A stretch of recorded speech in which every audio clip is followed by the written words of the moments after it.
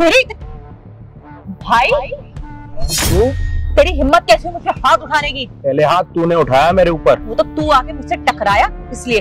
तो तुझे हाथ लगा के मैं अपने हाथ गंदे करूंगी क्या? पता नहीं कहाँ से आ गए। अच्छा है इतने सालों से नहीं दिख रहा था तो कम से कम मेरी जिंदगी सुकून से कट रही थी। तमीज से बात कर, बड़ा भाई हूँ मैं तेरा। अच्छा क्यों तमीज से बात करूं? ऐसा क्या उखाड़ा है अपने जिंदगी में जहाँ से तमीज से बात करूं? सिर्फ इसीलिए कि बड़े भाई हो? तो बड़े भाई वाला कोई काम किया जीवन में? अरे 500 रुपए हाथ में रखने की भी औकात है? कभी मैंने बोला हो कि मुझे कुछ चाहिए कहीं जाना है तो पैसे तक देने की औकात तो हुई नहीं है। और फिर चाहते हो इनको इज्जत दूं। क्यों? क्योंकि बड़े भाई है। अरे जाओ, तुमको तो जिंदगी में इज्जत ना दूं, ना मैंने दी ना मेरे पापा ने दी। देख चेतना, मेरे को ना यहाँ पे तेरे से बात नहीं करनी। पब्लिक प्लेस है और ये हमारा पर्सनल मैटर है घर का। तू और पापा ना हमसे बहुत पहले अलग हो चुके हो और अब हमारे साथ दोबारा रिश्ते रखने की ना कोशिश मत करो। हम अपने रास्ते खुश हैं और तुम अपने रास्ते खुश रहो। अरे तुम लोगों से हमने कहाँ रिश्ता रखा है? एक बात बताओ, जब से आप लोगों को छोड़ के निकले हैं तब से एक फोन भी करे, हमें फर्क भी नहीं पड़ता कि तुम लोग जिंदा हो या मर गए। आज तो पता नहीं कौन सा बुरा मनहूस दिन है जो आपका चेहरा दिख गया। पक्का अब पूरा दिन खराब जाएगा।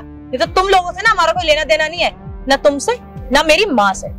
चेतना वो तेरी भी माँ है। तू यहाँ पे खड़े होकर इतनी बदतमीजी कर रही है। कभी एक बारी तूने सोचा कि माँ को एक बारी कॉल करके पूछूं कि वो ठीक है या नहीं है, कुछ खाया है या नहीं? वो माँ ना घर पे बैठ के ना डेली तुम्हारा इंतजार करती है कि अब मेरी बेटी की कॉल आएगी, अब मेरी बेटी मेरे से मिलने के लिए आएगी। पापा के साथ साथ ना तूने भी अपने पूरे पूरे रंग बदल लिए। हाँ आप सही कह रहे हो। मुझे कम से कम मम्मी के बारे में तो पूछना ही चाहिए। क्या हुआ, जिंदा है या मर गई? तेरा ना कुछ ज्यादा ही हो रहा है चेतना। बहुत तमीज से बात कर ली। बहन है इसका मतलब ये नहीं कि तू मेरी माँ के लिए कुछ भी बोलती जाएगी और मैं सुनता जाऊंगा। मेरे को लगा इतने सालों बाद मिली है, चेंज हो गई होगी, पापा के साथ नहीं है, अलग हो चुकी होगी उनसे, लेकिन नहीं, जैसा बाप तैसी बेटी। देख भाई, तो भी जानता नहीं है कि मैं क्या कर सकती हूँ। अपनी ना औकात में रह। मैं भी कितना कुछ अचीव कर सकती हूँ और तेरी कोई औकात नहीं है। तू मुझ पे हाथ नहीं उठा सकता है। अरे बेटिया, ये जो अफसर है ना ऑफिस में रहता नहीं है, एकदम गधे के सींग की तरह गायब रहता है। जब भी जाता हूँ अफसर है ही नहीं, अफसर है ही नहीं, लगता फ्री का पगार लेता है। पापा ये मनहूस कहाँ से चला आया? बेटिया आज का तो दिन ही खराब है। इस मनहूस का शकल देख लिया ना, देख ले, पक्का आज भी इस फाइल पे साइन नहीं होगा। अरे पापा एक बात बताओ, आप मुझे इतना उल्टा सीधा बोल रहे हो, मैंने आपका बिगाड़ा ही क्या है? अरे तूने और तेरी माँ ने मेरे साथ कौन सा अच्छा काम किया? एक तो तेरी माँ गंवार, ऊपर से बीमार, और मेरी जिंदगी में आके जिंदगी को तहस नहस कर दिया। अरे तुमने और तेरी माँ ने मेरे लिए किया क्या है? जब से तेरी माँ को अपनी जिंदगी से लात मार के बाहर निकाला है ना, तब से देख तेरे बाप में जवानी आ गई है, चेहरे पे नूर आ गया है। मतलब मैं अपनी जिंदगी जीने लगा हूँ। और तेरी माँ, तू जब तक साथ में रहता था ना, डेली किच किच किच किच करके साला 50 की उम्र में मुझे 70 का बना दिया था। अब देख धीरे धीरे उम्र मेरी घटती जा रही है, अब मेरी जवानी भी निखर रही है और जिंदगी को जी भी रहा हूँ। पापा मम्मी को ना आपने नहीं छोड़ा था, मम्मी ने आपको छोड़ा था, क्योंकि आपकी जो आदतें दिन पर दिन बदलती जा रही थी ना, वो मम्मी से देखी नहीं जा रही थी। उनको तो ये लग रहा था कि ये वाला साया उनकी बेटी के ऊपर ना पड़े, लेकिन उनको क्या पता कि बेटी पे तो साया पहले ही पड़ चुका था।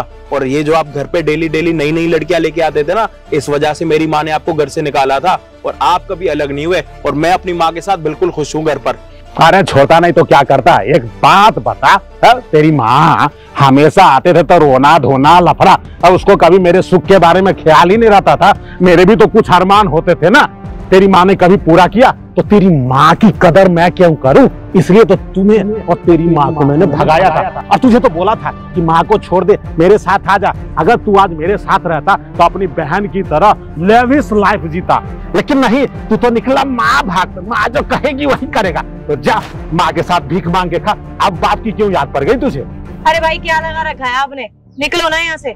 आपसे बात करने में ना हमें कोई इंटरेस्ट नहीं है। आपको और मम्मी को बहुत पहले हम छोड़ चुके हैं कि आप लोग की ना सोच बहुत ज्यादा छोटी है कि सब लोग बंद के रहें।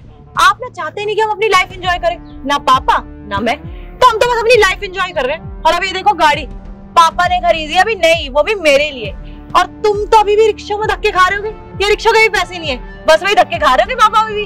अरे बिटिया आज मैं इसको देख लिया ना, मेरा मूड खराब हो गया, समझी ना आज रात। अरे बाबा बस क्यों इसको बोल रहे हो?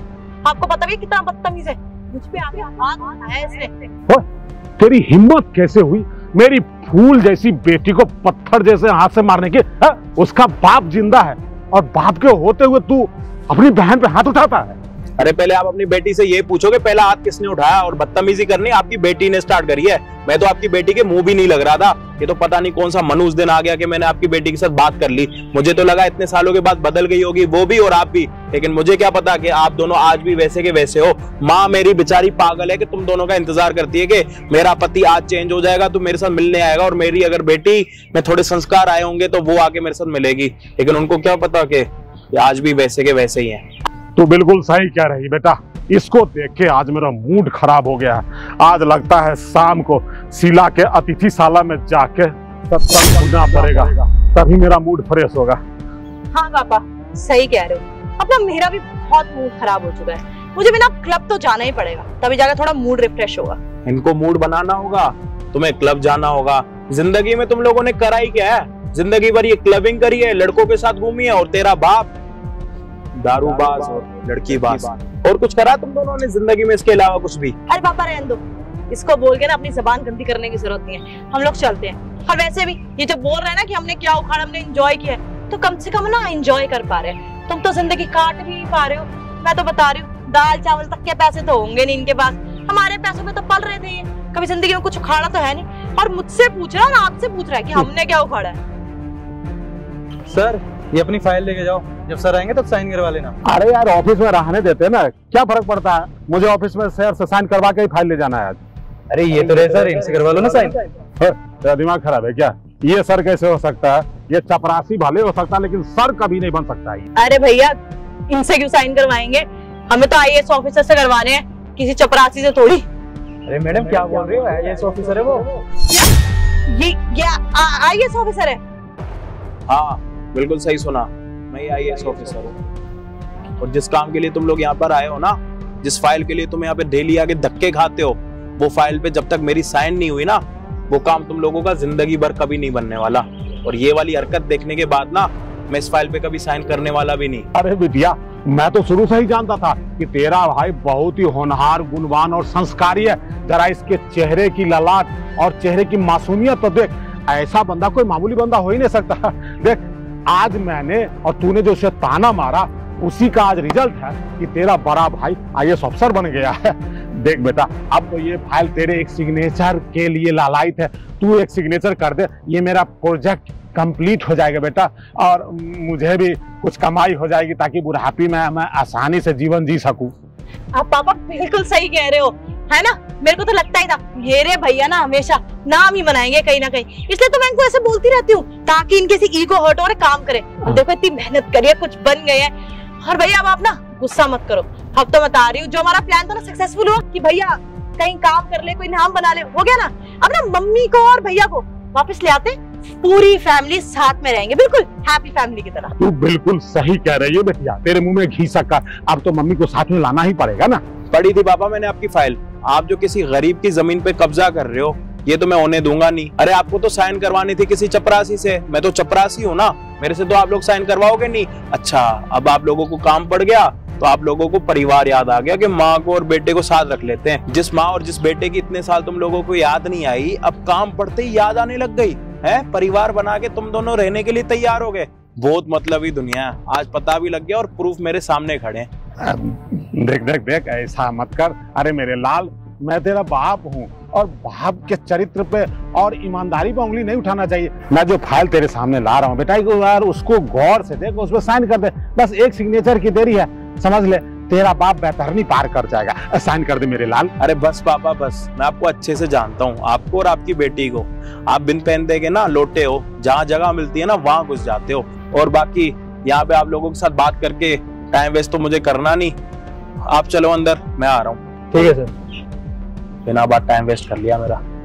अब भैया बात तो सुनो भैया। अरे बेटा सुन लो।